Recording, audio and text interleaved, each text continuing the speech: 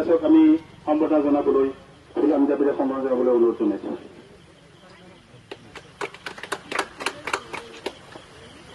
আমি মাননীয় দাদাক ফিতা কাটি আমাৰ কাৰ্যালয় উদ্বোধন কৰাৰ কাৰণে অনুৰোধ জনাইছোঁ।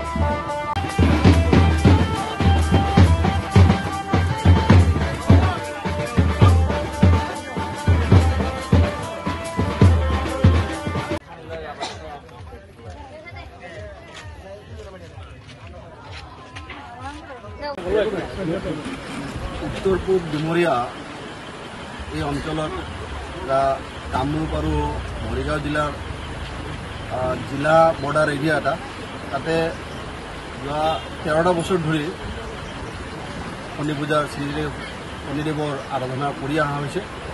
এইবুলি 14তম বছৰত ভৰি দিছেহি আৰু ইয়াতে 5টা পঞ্চায়তৰ ৰাইজে গোট খাই পেলাই এই শনিদেৱৰ আৰাধনা কৰে।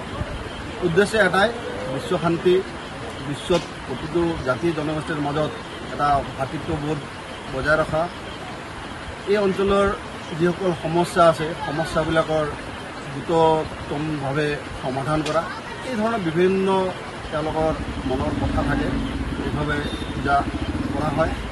আমি সকলোৱে জানো যে শনিদেৱ মানে এনেকুৱা এজন ভগৱান যাৰ তাতে গোটেই যিবিলাক দুখ নিবাৰণৰ পথ থাকে।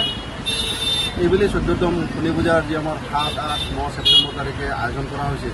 আমি ভাবিছোঁ আজি এইখিনি ৰাইজে ভাবিছে যে অসমৰ সন্মানীয় মাননীয় আৰু কৰ্মবীৰ আমাৰ মাননীয় মুখ্যমন্ত্ৰী মহোদয় ইয়াতে একবাৰ আহক, আহি পেলাই এই অঞ্চলেও ভ্ৰমণ কৰক, শনিদেৱৰ আশীৰ্বাদ লওক, লগতে এই অঞ্চলৰ যিবিলাক সমস্যা আছে সমস্যাবিলাক তেখেতে নিশ্চিতভাৱে দেখা পাব।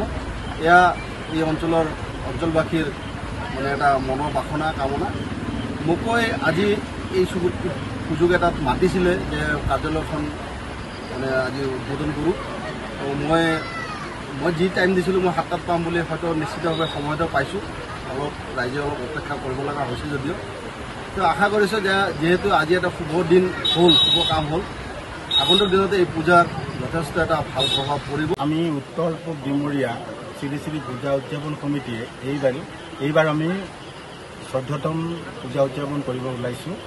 এই পূজা উদযাপনৰ আমাৰ একমাত্ৰ লক্ষ্য হ'ল আমাৰ অতদিনে পিছ পৰি ৰোৱা স্বাধীনোত্তৰ কালৰ পৰা এই অঞ্চলত পিছ পৰি ৰোৱা শিক্ষা, স্বাস্থ্য, ৰাস্তা, যিদৰে আমি বাৰে বাৰে পদাঘাত হৈছোঁ, বিভিন্নজন MLA হৈছে, বিভিন্নজন মন্ত্ৰীও হৈছে, এই সমষ্টিৰ পৰা কোনো ধৰণৰ ব্যৱস্থা কৰা নাই।